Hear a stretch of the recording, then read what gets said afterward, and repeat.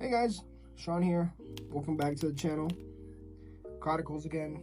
Today we're going to be honing this Shreed and Brahmin, however you say it. And today's topic is how I approach honing on different coticles. I'm lucky enough to have a variety of coticles. I have a slow coticle, a medium coticle, and I have a fast coticle. And when I say this, I mean that this is a slow cutter, medium cutter, and this is a fast cutter. So today I'm going to challenge myself. I'm going to be doing the Delicate method, but instead of doing what a normal person would do and use the fast coticle for bevel setting, I'm going to use the slow coticle for bevel setting, and I'm going to finish on this fast coticle. And we'll see how it goes. Before that, I am going to set a new bevel on this. I'm going to kill it. So I'll do a little fast time lapse so you guys can see. Okay, so I have my Sharpening 1.5.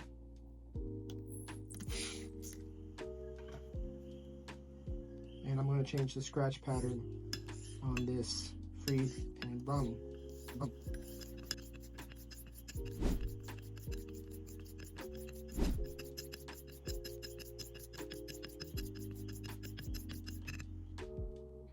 Okay, so we did 30 laps. We changed the scratch pattern on it, and now I'm gonna kill the edge. 1, 4, 5, 6. So we have a new scratch pattern, and we don't have an edge, as you guys can see. So we're starting from 0. Nothing. There's nothing here. Okay, so some things I want to say before we start honing is that the approach you take when honing on a fast coticle is different than the approach that you would take with a slow coticle. Another thing I want to point out is the scratch pattern that the coticle leaves on the razor. A lot of people are afraid, or they have a negative judgment on the scratch pattern when they look at the razor under a microscope. And what I have to say about that is the coticle has a unique scratch pattern, just as the synthetics have a really nice polished edge that is unique to them, and Japanese naturals have a unique scratch pattern. They have that hazy look. So when looking at a coticle edge under the microscope, it's going to have a unique scratch pattern. Just because it looks ugly does not mean it doesn't shave well. In fact, most of the best coticles that I've shaved with have a really, really ugly scratch pattern, and that is unique to them. And another thing I want to say is, in this example, we're doing a Delicate method. We're starting from 0. As you guys saw, I killed the edge.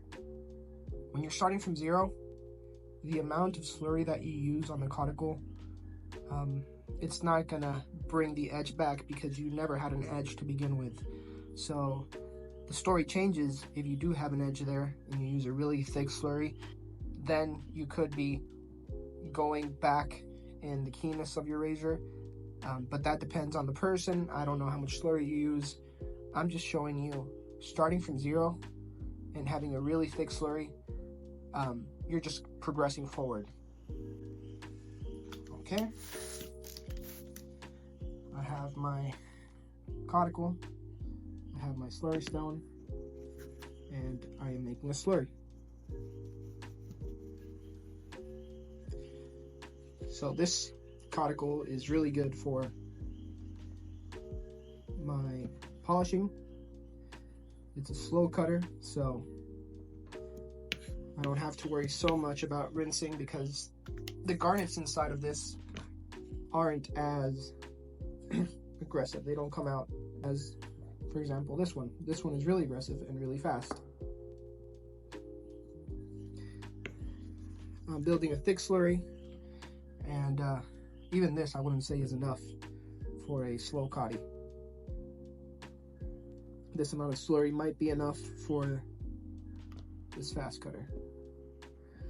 But if you know you have a slow cutting Coti and you're thinking about doing a dial-a-cut method and you're starting from 0, you need to set a bevel. And in order to do that, it's going to be really hard setting a bevel if you don't have slurry in there, because the garnets are what abrade the razor,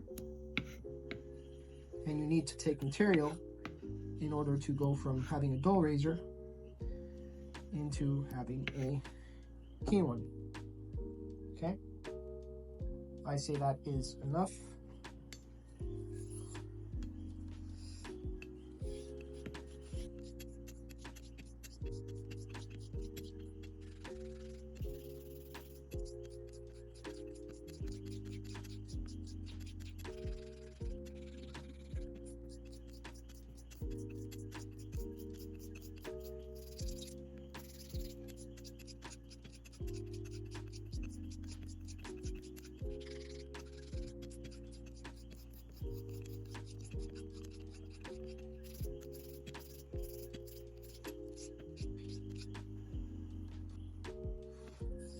Okay, can you guys see that the slurry got darker? The Coticule slurry is usually white, and now that you see that it's getting darker, what that means is I took my razor and I took off metal, and those metal particles are now mixed with the slurry, and that's why it has that dark color. Okay, so my approach when I have a slow cutting Coticule like this one is I look at the Coticule and I understand that myself and the Coticule must have a negotiation. The natural response of the Coticule is that it's slow and it doesn't want to give me the garnets that I need, the amount of garnets that I need required to satisfy the keenness that I want. And so the Coticule and I must have a chat, we must negotiate and find a middle ground. I can't force the Coticule to do what I want it to do. The Coticule is the Coticule, and it is stubborn.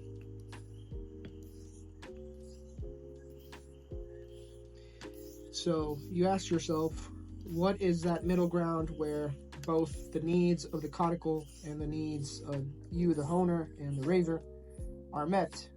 Well, for this slow Coticule, what is required is a slurry stone and a lot of slurry. That's all it requires. Okay, so I have a tomato. You guys saw it before. It wasn't cutting anything.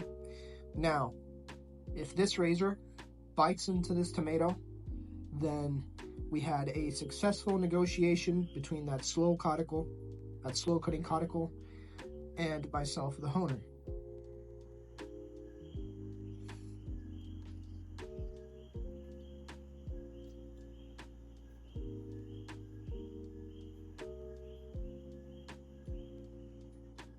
Okay, that means the demand of the Coticule and myself was met, and I have a bevel here. I have something to work on. I went from nothing to something. Okay, so now we're landing with a fast Coticule and a new negotiation between myself, the honer, and the Coticule must be met. So what's the problem? This Coticule right here naturally wants to give me free garnets, more garnets than I really want to get a polished edge. So what's the resolution? The middle ground between myself, the honer, and the Coticule, higher quality control of thinning of the bevel of the slurry. So I have to be very meticulous when I'm thinning the slurry, and I'm doing it at a good rate. And once I'm finishing on water, the stone must be cleaned more often. I know it's annoying, it is, but it's necessary for this negotiation between Coticule and myself to be successful.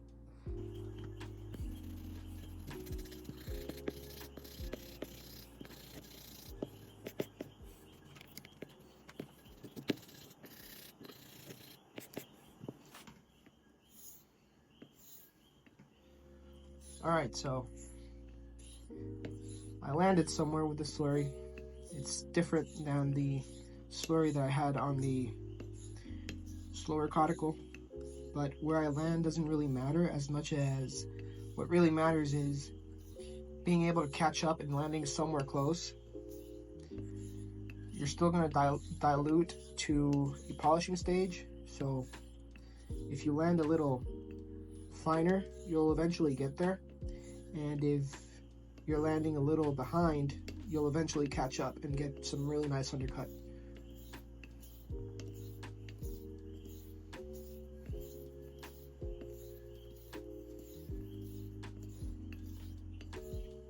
Notice how quick, compared to the other Coticule, the slurry on this one becomes gray.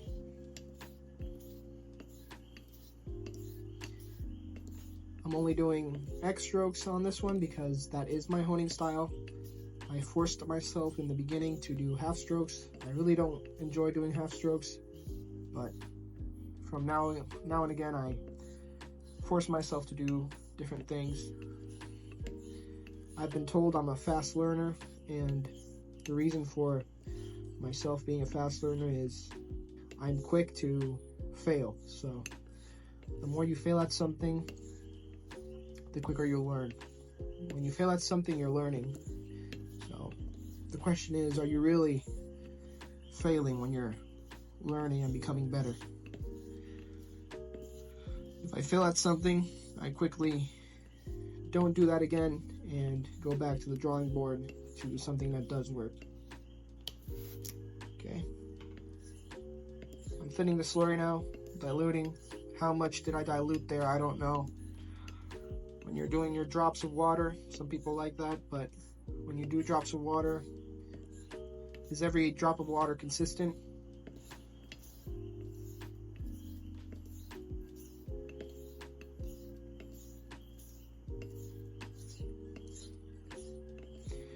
Right now, I know that if I just dilute, eventually I'll get to a point where I'll go forward and the stone will take me back, and then I'll dilute, I'll go forward, the stone get me back. So in a way, I'm going to hit a plateau with this stone, but I'm not there yet.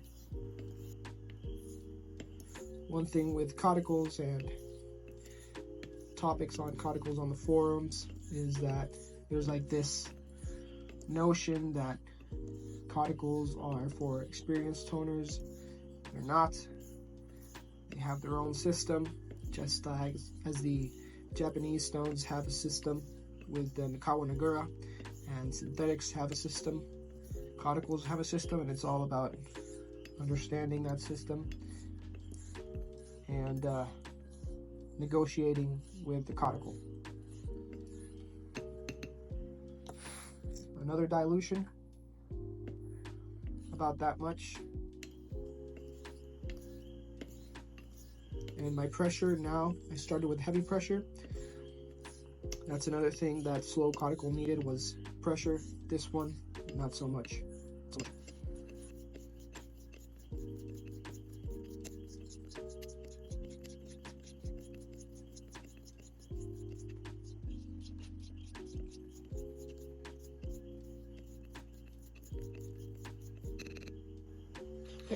Okay.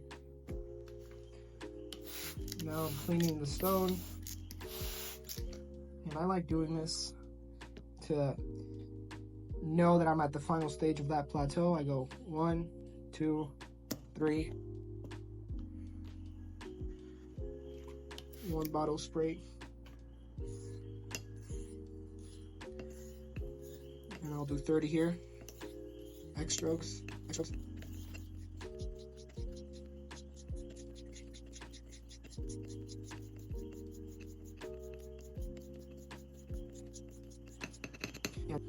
And I'm at what I would say is that max of that plateau. We hit the plateau, and now we're gonna go into our polishing stage. I do a 2-stage polishing stage. I clean the slurry, and I put soapy water. Why do I put soapy water? Well, the soapy water kind of lifts that edge just a little bit. It has that slickness, so the garnets that are here, they're not going to be as aggressive. I'm going to do 10 passes, very light pressure. I'm polishing. I'm not sharpening anymore. There's a difference.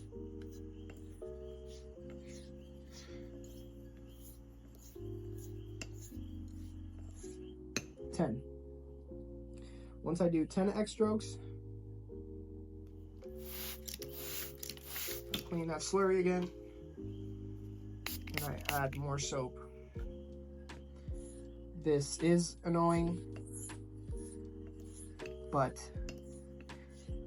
it's the negotiation that is needed. It's the middle ground between myself and the Coticule. I'm also cleaning for any slurry that's on the razor.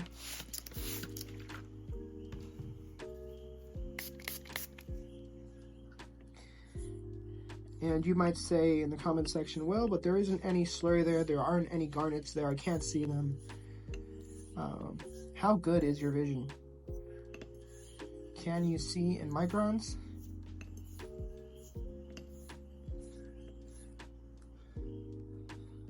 You might not see garnets there, but there might be there.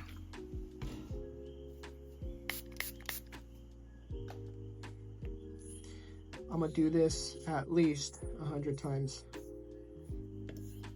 And so I'll probably do a little fast forward, not to bore you guys.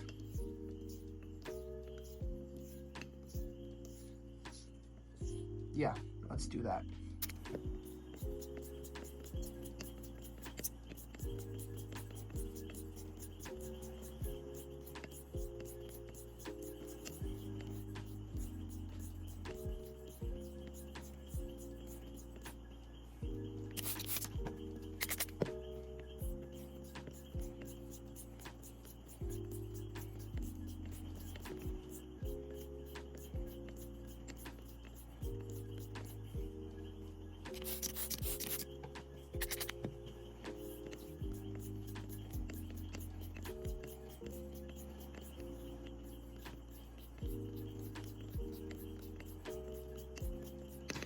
Okay, and we're back. We did our 100 laps on soapy water. And now we're at the final stage. And give me 1 second. This stage can be a little messy because we are using mineral oil. The same concept is that we're putting that edge of the razor higher up than the garnets, and so we're not hitting them as aggressive.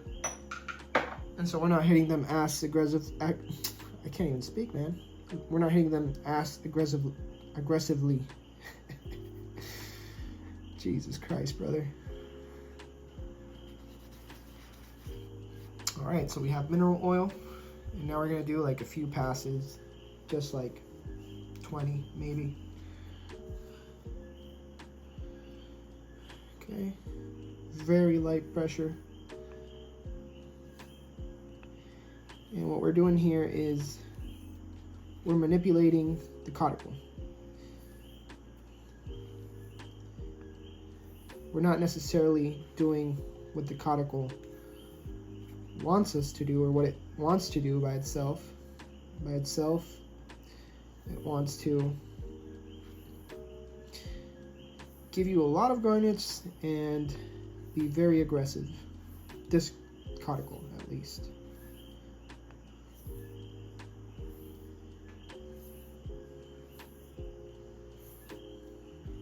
Very light pressure.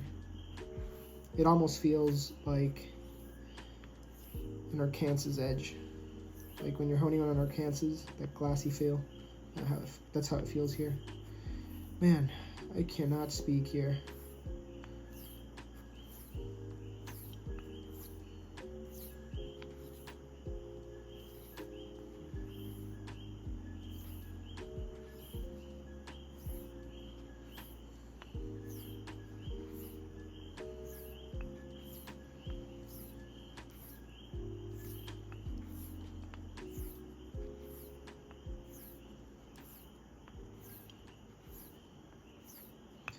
That should be good. I'm going to clean this off, clean the cuticle. I don't want the oil to be there too long, like clean it with soapy water, strop, and I'll see you guys in a minute. Okay, so I stropped the razor just as I would if I am going to shave. With Coticles, heavy stropping seems to work miracles. I've always been a light stropper. The light stropping works good for me with synthetics, but with Coticles, there's just, I don't know, something with heavy stropping that does the trick. Anyways, I ripped some, you guys can't even see it, that's how thin her hair is.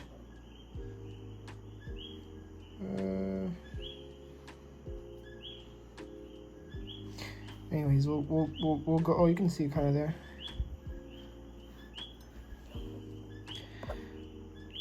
And it is popping hair like crazy. You can probably hear it if the Coti in the background isn't being too annoying. So yeah, we got a really keen edge with a Coticule that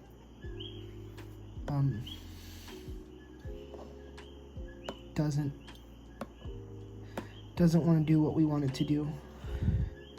You can kind of see the hair there. Look how thin her hair is. Alright, that's enough playing around. There's some things I want to say before ending the video. So, if a polished edge that is keen and is shave ready is achieved, then another successful negotiation between yourself, the honer, and that other Coticule was achieved.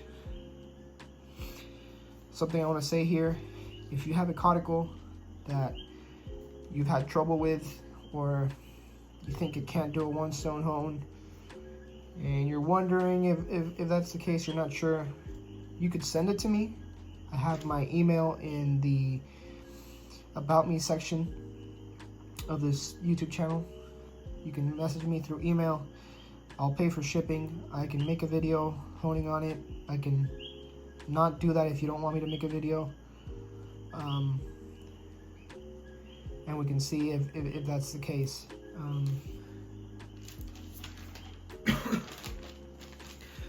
Whatever method you end up using with your Coticule, understand that it's successful negotiation.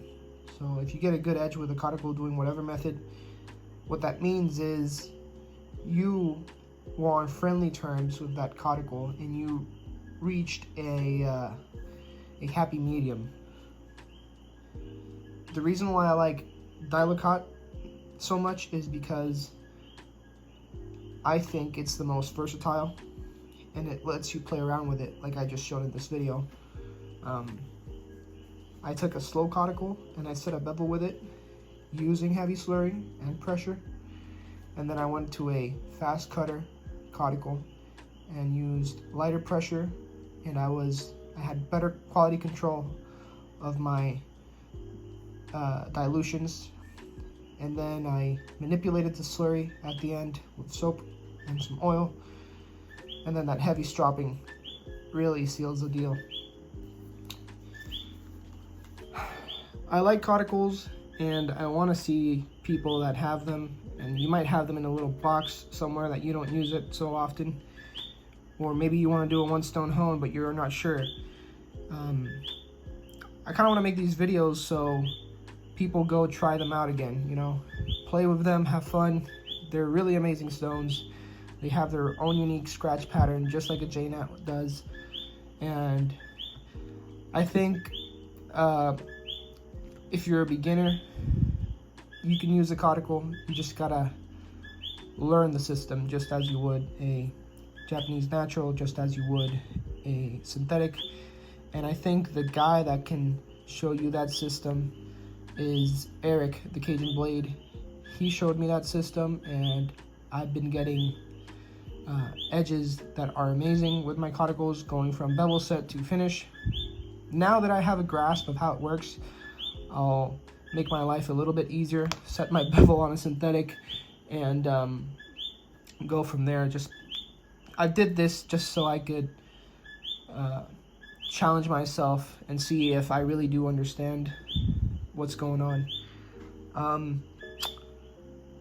Take your Coticule, play with it. I think the guy that can help a lot of new guys out is Eric the Cajun Blade. Go check him out. He has amazing content. He's a no bullshit type of guy. He'll tell you how it is. And what else? I think that's it. I'll do a shaving video with this razor. I'm waiting so I have like a beard or something, and that way we can see if it really worked. This is a 5/8. I have some convex Coticule edges over there I'm going to try too.